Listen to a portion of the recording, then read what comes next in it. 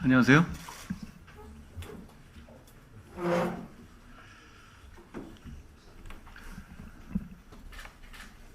우리 국민의힘의 공천은 시스템 공천으로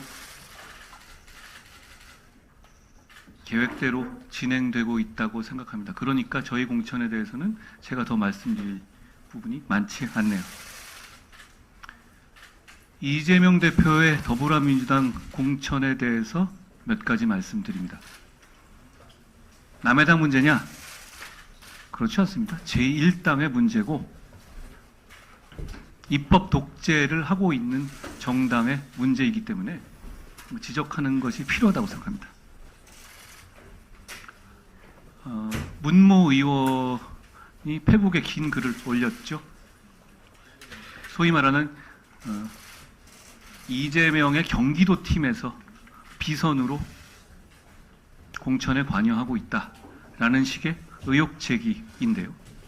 그리고 오늘 정대철 고문님을 비롯한 과거 정통민주당에 계셨던 분들도 그런 식의 경기도 팀 운운하는 공천의 문제점에 대해서 문제를 제기하신 것으로 제가 봤습니다.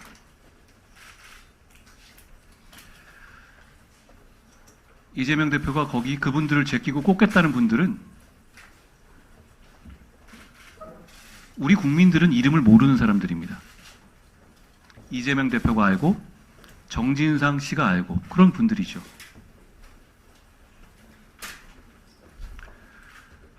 그런 식의 공천을 저는 보면서 이런 생각을 했습니다.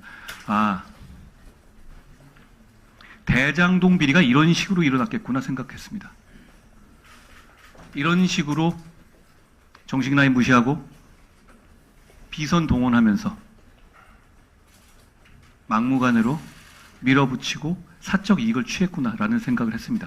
지금 저는 이재명 대표가 하고 있는 민주당의 공천을 대장동식 공천이라고 생각합니다. 그리고 정진상 씨 같은 분이 아직도, 그러니까 과거에 있었던 경기도나 성남에 있던 측근들이 아직도 저 전통 있는 공당을 좌우하고 있나라고 생각합니다. 이재명의 옥중 공천은 아닐지 몰라도 정진상의 옥중 공천처럼 되어가고 있다고 생각합니다. 저는 제 말에 민주당 소속 많은 뜻 있는 분들이 불쾌하실 수는 있겠지만 공감하실 거라고 생각합니다. 이재명 대표에 대해서 제가 계속 질문을 하고 있는데요. 질문에 답이 없으니까 제가 또 물어보겠습니다. 이번에는 객관식으로 물어보죠.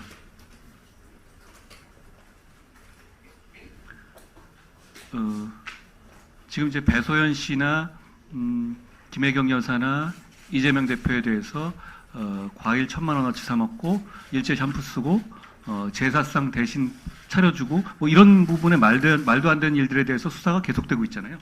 상당 부분 사실인 것처럼 보도되고 있고 본인들이 반론도 못하고 있지 않습니까? 제가 반론의 기회를 드리고자 객관식으로 물어보려고 합니다. 1번, 나 안 먹었다. 사실은 과일을 안 좋아한다. 내가 과일 좋아한다고 말했다고 해서 진짜 좋아하는 줄 알았냐? 2번, 내가 과일 먹고 일제 샴푸 쓰고 내 제사상 대신 차리게 한 거 맞지만 뭐 다 이러고 사는 거 아니냐? 나 정도 되는 사람이면 이래도 된다고 생각한다. 3번, 사실은 과일도 다 정진상, 김용, 유동규가 먹은 거다. 4번, 내가 먹긴 했지만 나는 내 돈으로 산 줄 알았다. 근데 이 4번은 빼겠습니다. 제가 생각해도 액수가 이렇게 크고 이렇게 장기간 이어지고 수발 전담하는 공무원만 여러 명이 있었는데 이 보기를 넣으면 제가 드리는 문제의 수준이 떨어질 것 같네요. 답을 주시기 바랍니다. 객관식이니까 어렵지 않다고 생각합니다. 이재명 대표 주위에 있는 모든 사람들이 중형을 선고받고 있습니다. 이제는 답을 해야 하지 않겠습니까? 보니까 기자님들하고 뭐 간담회 비슷하거라든가 식사하시는 것 같던데요. 기자님들께서 이런 질문을 해주시기를 저는 바랍니다.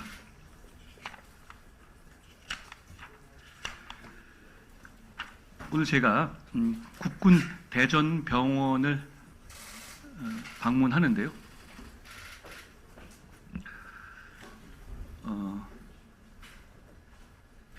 대한민국을 위해서 봉사하고 임무를 다하다가 다친 분들이 아직도 많이 계십니다.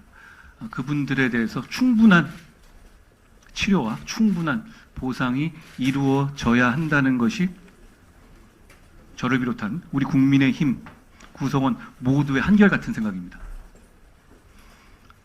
저는 법무장관 재직 시에 국가배상법에 있어서 유족의 위자료 청구권을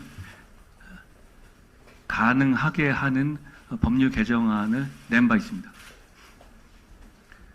아직 이 법이 통과되고 있지 않습니다. 저희가 목련이 피는 4월에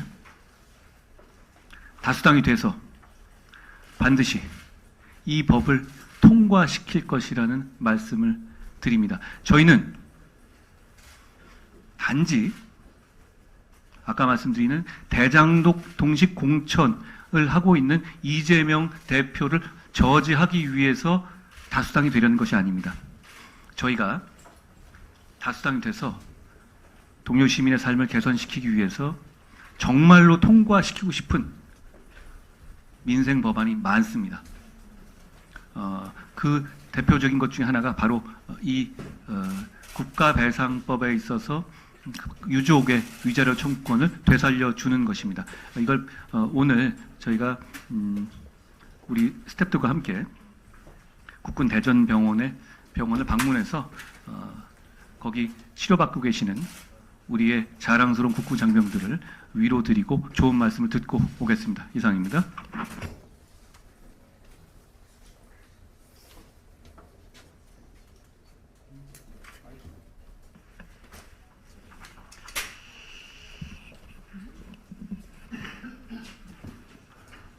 불법 정치 자금을 수수한 분, 또 2심에서 실형을 선고받은 분, 또 돈봉투를 뿌려서 구속 중이신 분, 이런 분들이 지금 당당하게 연일 출마 선언 내지 창당 선언을 하고 있습니다. 이 모든 것이 누구 때문입니까? 민주당은 지금 22대 국회를 소도 국회로 만들 셈인지 이런 범죄자들이 줄줄이 출마를 선언하고 나서는 것은 결국 국회의원 배지만 있으면 똘똘 뭉쳐서 검찰 수사도 사법부 판결도 벗어날 수 있다고 믿기 때문인 것으로 보입니다. 어쩌다 대한민국 국회가 범죄자들의 방탄 벙커가 되었는지 정말 부끄럽다는 말씀을 드리지 않을 수 없습니다. 민주당은 지금 파렴치한 범죄자들 뿐만 아니라 한미동맹 파기 주장, 천안함 음모론을 퍼뜨리는 반국가 세력까지 다 모아서 아예 국회를 아수라장으로 만들려고 하는 중입니다. 대한민국 헌정질서의 근간을 흔들고 있다고 생각할 수밖에 없습니다. 검찰 수사도 사법부 판결도 정면으로 부정하는 불법 불이한 세력을 최종적으로 심판할 수 있는 것은 결국 국민입니다. 총선에서 국민들께서 엄중히 심판해 주셔야 합니다. 우리 국민의힘은 국민과 함께 22대 국회를 민생과 경제를 챙기는 국민을 위한 국회, 또 미래를 향한 국회로 만들 것입니다.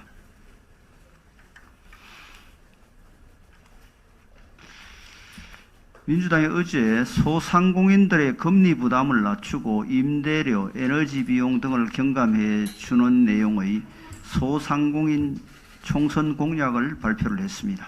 그런데 비슷한 시간에 중소기업단체 협의회와 중소건설단체 등 14개 단체가 수원에서 50인 미만 사업장에 대한 중대재해처벌법 유예를 촉구하는 결의대회를 열었습니다. 무려 4,000명 가량의 중소기업인과 소상공인들이 모였다고 합니다. 지난달 31일에도 3,500명의 중소기업인이 국회에 모여 중대재해처벌법 유예 법안 처리를 호소한 적이 있었습니다. 당시 집회 규모도 중소기업인 집회로는 역대 최대로 알려졌는데 어제는 그보다 더 많은 숫자가 모인 것입니다. 중소기업인과 소상공인의 마음이 지금 어떤 상태인지를 이보다 더 잘 보여줄 수는 없을 것입니다. 민주당이 중소기업인 및 소상공인들과 관련해 아무리 좋은 총선 공약을 내건다 해도 중대재해처벌법의 확대 적용이 유예되지 않으면 진정성을 인정받기 어려울 것입니다. 중대재해가 일어날 경우 언제라도 자신이 구속될 수 있다는 생각이 들면 어떤 사업주도 두려움 때문에 사업을 제대로 할 수 없을 것입니다.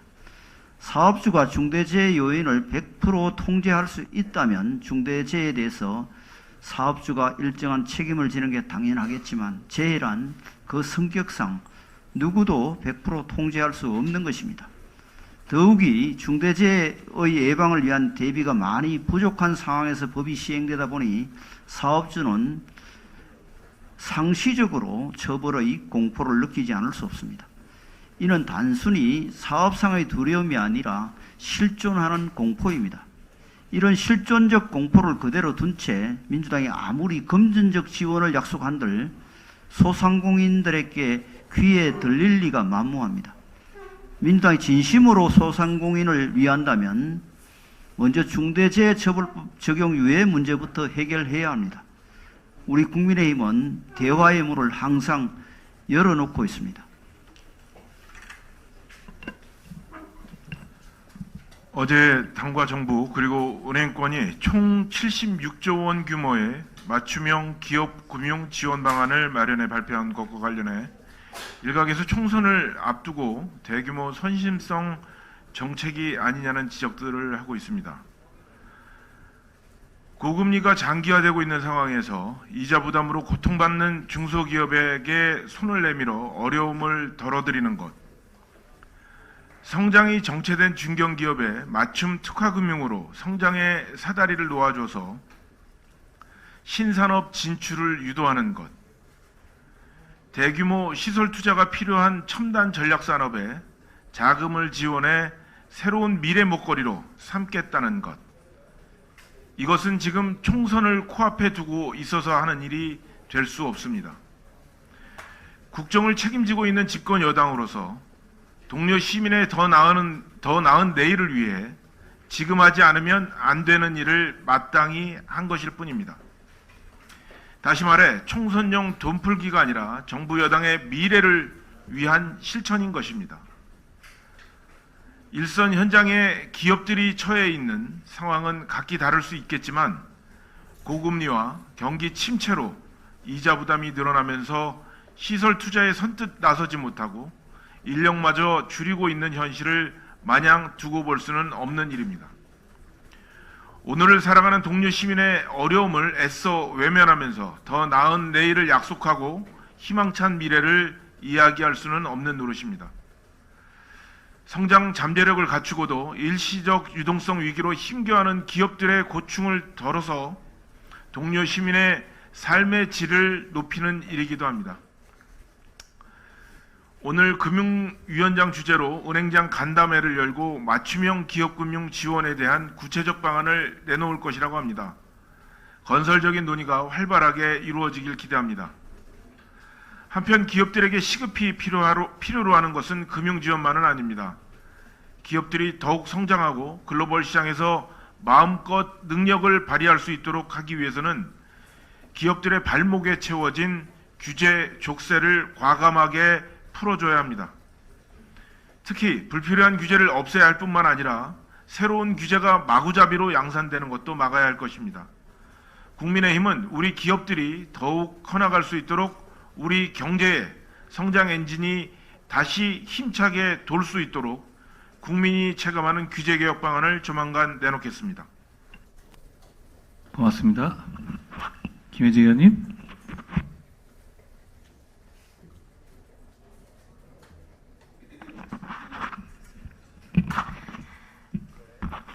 네, 지난 비대위 회의에서 시행령 전문가이신 위원장님께서 법무부 장관 시절 말씀을 해주셨습니다. 그때 검찰 수사 개시 범위에 관한 시행령을 개정하시는 일에 좀 힘쓰셨는데요. 그 말씀 듣다 보니까 마음 한편이 굉장히 무거워졌습니다. 바로 민주당에 의해서 검수완박이 강행되면서 사라지게 된 고발인의 이의신청권이 떠올랐기 때문인데요. 지금 이 순간에도 우리 사회에 끔찍하고 극악무도한 장애인 학대 사건이 계속해서 일어나고 있고, 이러한 사건은 언론에조차 보도되지 못하는 경우가 굉장히 많습니다. 학대 피해를 당하는 대부분의 장애인들은 중증 장애인이시기 때문에 적절한 지원에 따른 소통이 필요하고, 그에 따라서 누군가의 고발을 통해 그 피해가 드러나야만 하는 경우가 굉장히 많고요. 사후 피해 회복 과정에서도 지원이 적절하게 필요한 경우가 대부분입니다.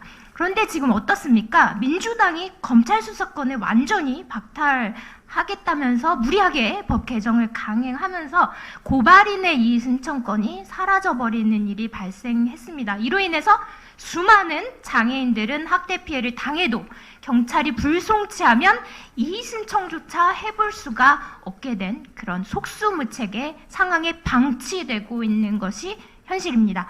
저는 민주당이 주도한 검수완박법으로 인해서 사라진 고발인의 이의 신청권을 되살리고자 형사소송법 개정안을 발의했는데요.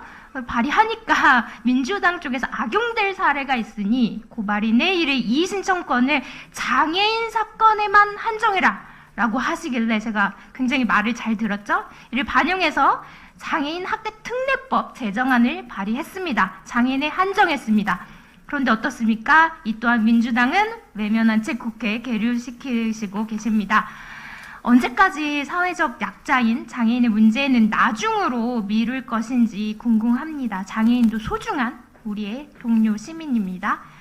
저 또한 그들 중에 한 사람입니다. 사회적 약자와 함께하는 우리 국민의힘은 장애인 학대를 뿌리 뽑을 수 있도록 지속적으로 계속해서 관심을 기울이고 노력하고 장애인 학대 특례법 제정이 총력을 기울이도록 하겠습니다. 그리고 다른 얘기 하나를 좀 더 이어서 하고 싶은데요. 저는 어제 우리 윤도현 비상대책위원님과 함께 국회에서 청년정책 사각지대 해소를 위한 토론회를 열었습니다. 같은 시각 위원장님께서는 윤도현 위원님과 함께 청년 자립주택에 직접 방문하셔서 저희의 제8호 공약을 청년 자립 지원을 위한 공약을 발표하셨는데요. 이렇듯 저희는 현장과 국회에서 함께 전방위적으로 활동을 하고 있다는 말씀을 드리고 싶었습니다. 청년 문제는 새로운 사회적 스펙트럼이 나타남에 따라서 다양한 양상으로 지금 사각지대가 그렇게 만들어지고 있는 상황입니다. 따라서 토론회에 자립준비 청년, 그리고 고립 은둔 청년, 가족 돌봄 청년, 경계선 지능 청년, 또 쉼터에서 퇴소한 청년 등 다양한 스펙트럼을 가진 청년 당사자분들을 모시고 한 분 한 분의 목소리와 정책 제안을 직접 경청하는 매우 의미 있는 시간을 가졌는데요. 이처럼 우리 국민의힘은 그 어느 정당보다 당사자의 목소리에 귀를 기울이고 바로 정책에 반영하는 실천을 하는 중입니다. 진정한 개혁은 국민의힘에서 이렇듯 실천하는 중입니다. 이번 총선에서 저희에게 조금 더 힘을 실어주신다면 저희가 강행의 속수무책으로 당하는 여당이 아니라 조금 더 다양한 사회적 여러 가지 챙겨야 할 부분들을 표가 되지 않더라도 챙기는, 표가 되니까 챙기기만 하는 그런 것이 아니라 표가 되지 않더라도 꼭 필요하니까 챙기는 정부 여당으로 거듭날 수 있을 것 같습니다. 여러분들께서 저희가 가는 길에 함께 해주시기를 바라며 동료 시민 여러분께서 삶의 변화를 직접 체감하실 수 있도록 늘 노력하는 저희 국민의힘, 그래서 누구도 빼놓지 않는 국민의힘, 청년의 힘, 장애인의 힘, 그리고 결국에는 우리 모두의 힘으로 거듭나겠습니다. 감사합니다. 고맙습니다. 그 고발인 이의 신청권에 대해서 제가 한 말씀만 드리겠습니다. 제가 법무부 장관 하면서 이 문제점을 굉장히 많이 지적했었는데요. 이렇게 정치인이 되고 당을 이끌게 되니까 오히려 제가 질문을 드립니다. 이 질문을 꼭 답해 주셨으면 좋겠습니다. 제가 정말 모르겠거든요. 이 고발인 이의 신청권을 왜 없앤 겁니까? 저는 이 왜 없앤 것인지에 대해서 어떤 형식적이나마 그럴싸한 답변을 민주당 측으로부터 한 번도 들은 적이 없습니다. 제가 이 질문을 과거 여러 번 했습니다. 다시 한번 여쭤보겠습니다. 자, 여기에 찬성하셨던 분들, 반대하는 척 말만 했다가 결국 시키는 대로 찬성 버튼 누른 모든 민주당 의원께 제가 물어보겠습니다. 이거 다른 걸 제가 물어보는 건 아닙니다. 고발인 이의 신청권 왜 없앤 건지 답해 주시기 바랍니다. 아울러 이번 4월에 저희가 다수당이 돼서 반드시 되살리겠습니다. 그래서 김혜지 의원님께서 말씀하시는 장애인들, 그리고 사회적 약자의 범죄로부터 보호받지 못하는 이 맹점을 다시 한번 해결하겠다는 말씀을 드립니다. 그리고 제가 어제 자립준비 청년 이 행사에 우리 역시 자립준비 청년이신 우리 국민의힘의 비상대책위원 윤도현 의원님과 함께 갔었는데요. 저희는 이런 정당이 되고 싶습니다. 사회적 약자의 말을 들어서 그 중에 일부를 반영하는 방식의 정당이 아니라 진짜 사회적 약자가 우리 당의 핵심 정책 결정에 직접 참여하는 함께 가는 정당이 되고 싶다는 말씀을 드립니다. 저희가 진짜 더 앞으로 그렇게 잘할 수 있도록 다가오는 4월에 저희를 선택해 주십사 하는 말씀을 드려봅니다. 김경림 의원님. 이번 주초 홍익표 원내대표는 제대로 된 교육을 받았겠어요. 뭐 한 게 없지 않겠습니까? 않습니까? 라는 본인들 사정을 독립운동에 덮어씌움으로써 독립운동을 능멸하였습니다. 어제 조국 전 장관은 광주 5.18 묘역을 방문한 자리에서 이곳 광주 시민을 생각하며 저와 제 가족이 겪은 고통을 다시금 떠올렸습니다. 어쩌면 위로를 받았을지도 모르겠습니다. 죄송합니다. 감사합니다. 이와 같은 말로 광주를 능멸하였습니다. 조국 전 장관은 본인 스스로를 어떻게 판단하는지 그건 본인의 자유이겠으나 국민들이 바라보는 시선은 일개 잡범에 불과합니다. 입시 비리와 유재수 전 부산시 경제부시장에 대한 감찰 무마 등의 혐의로 징역 2년의 실형을 선고받은 잡범에 불과합니다. 저희 국민의힘이 이번 총선을 이른바 운동권 청산의 기조를 둔 것에 대해서 여러 해석이 있는 것으로 압니다. 우리가 청산하려고 하는 것은 민주당 부패 세력에 대한 청산입니다. 그리고 민주당에 의해 볼모 잡혀진 독립운동과 광주 5.18 정신을 제자리로 돌려놓기 위함입니다. 감사합니다. 제가 반복해서 말씀드리는데요. 우리 당은 민주화 운동에 대해서 대단히 존경하고 존중하는 마음을 가지고 있는 정당입니다. 다만 민주화 운동은 우리 모든 시민의 공이고 지금 민주당과 민주당 주변에 포진해 있는 운동권 특권 세력이 그걸 수십 년간 독점해오면서 참칭해온 것을 막아야 한다는 취지라는 점을 다시 한번 말씀드립니다. 구자룡 의원님.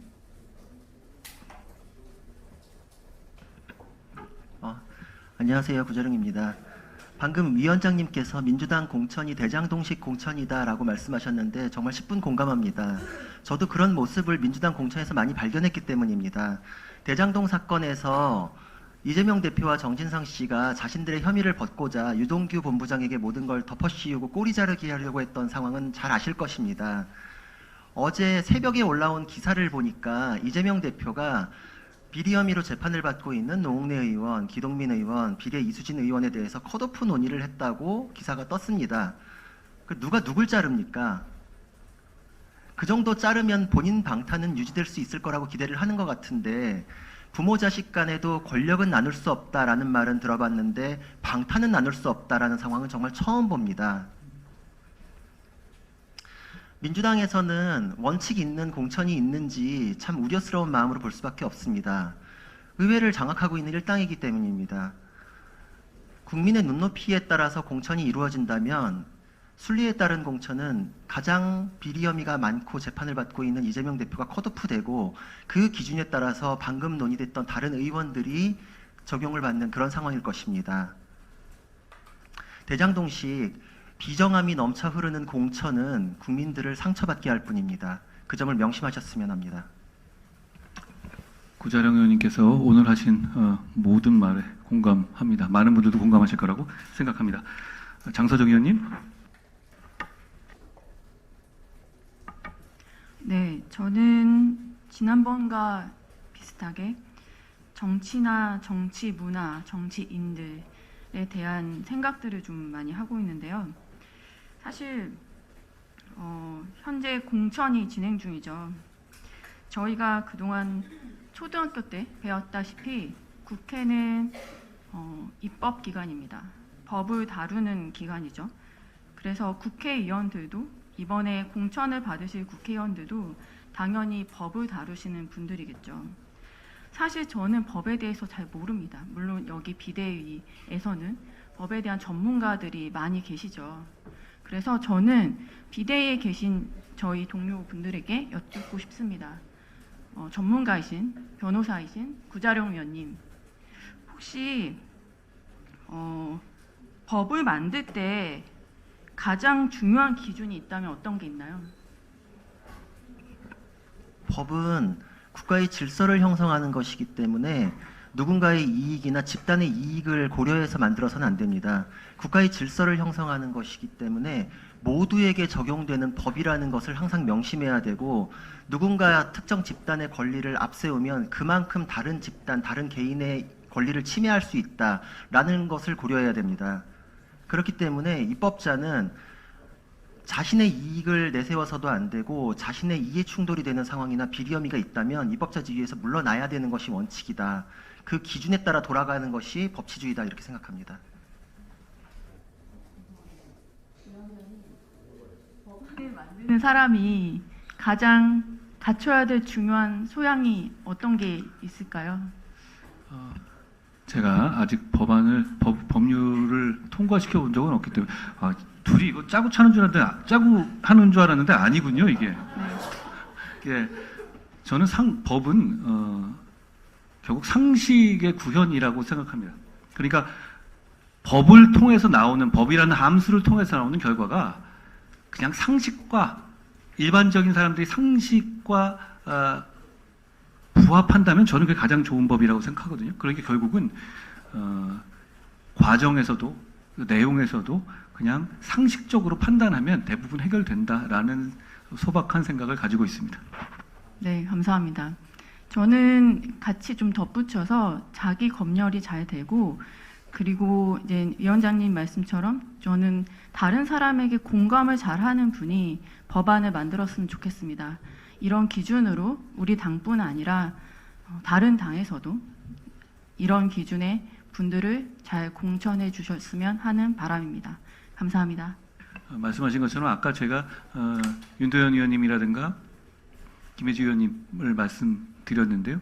장서정 의원님도 마찬가지입니다. 저희는 그 다른 사람의 입장에 공감하는 것에는 사실 한계가 있다고 생각합니다. 어떻게 제가 김혜지 의원님의 어떤 입장이나 생각을 100% 공감하겠어요? 노력할 뿐이죠. 그렇지만 그렇기 때문에 저희는 직접 그런 입장을 대변할 수 있는 분들을 최대한 저희 지도부로 많이 모시려 할 것이고요. 앞으로도 그럴 겁니다.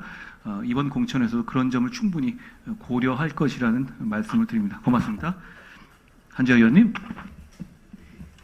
예, 저는 공천의 시즌이 시작됐습니다. 저는 개인적으로 이렇게 공천에 관심을 가져본 적이 처음인 것 같습니다. 굉장히 많은 걸 배우고 있습니다. 그런데 이제 언론을 보면 누구의 사람이다라고 평가르기를 하고 있습니다. 한 분 한 분을 보시면은 그분의 역량, 그리고 그분의 상징성, 그리고 그분이 어제보다는 더 나은 오늘을 만들기 위한 그런 행적들이 있습니다. 그 부분들을 꼭 봐주시기를 부탁드리고, 우리 당도 국민을 위한 또 미래를 향한 국민의 힘만을 봐주시기를 부탁드립니다. 고맙습니다. 박은식 의원님. 네, 비대위원 박은식입니다. 최근 가수 나얼님께서 SNS에 이승만 대통령의 일대기를 다룬 영화 포스터를 올렸다가 네티즌들의 악플이 이어진 사례가 있었습니다. 비록 이승만 대통령이 저기 우리 당사의 사진이 걸려 있지만 이승만 대통령은 우리 당만의 대통령이 아닙니다. 국민 모두의 건국 대통령입니다. 이승만 대통령은 우리 민족이 더 이상 종의 멍에를 지지 않도록 정근대적 노예제국과 조선과 싸우고 일본의 압제와 싸우고 공산주의 소련과 싸우고 우리를 속국으로 만들려는 중국과 싸우고 인권을 탄압하는 북한과 싸웠습니다. 그 결과가 이 사진에 담겨 있습니다. 북한은 암흑이 지배하지만 남한은 온누리에 빛이 퍼져 있습니다. 일론 머스크가 언급해 화제가 된 사진이지요. 모든 정치인이 다 공과 과가 있겠지만 조금만 더 찾아본다면 적어도 이승만에게 씌워진 런승만, 친일, 친미, 독재라는 단어가 얼마나 터무니없는 거짓말인지 알 수 있을 겁니다. 이런 거짓말이 더는 퍼지지 않도록 국민의힘은 건국 대통령에 대한 왜곡된 교육을 바로잡겠습니다. 이 자리를 빌어 저도 정말 좋아하는 가수 나은님께 감사의 말씀드립니다.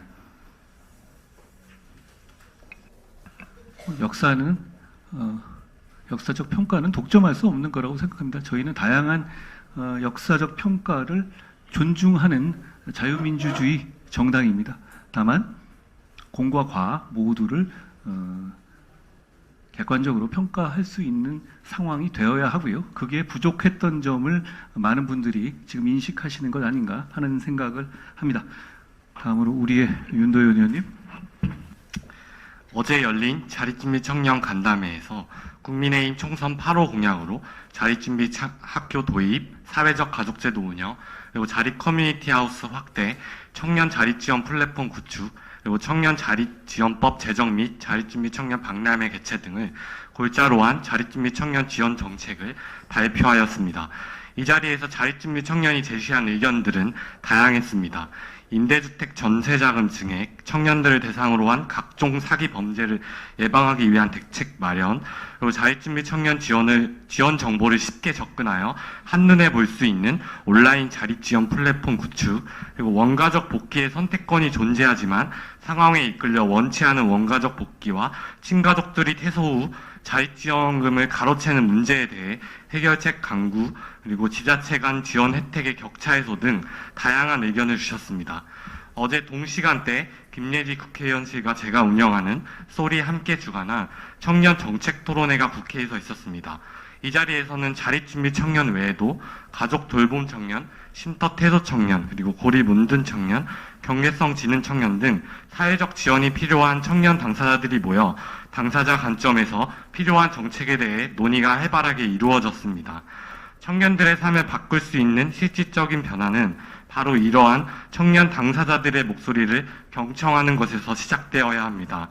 국민의힘은 청년들의 작은 목소리 하나라도 놓치지 않고 귀담아 듣고 바로잡아 가겠습니다. 청년들의 목소리가 공약으로 이루어질 수 있도록 노력하겠습니다.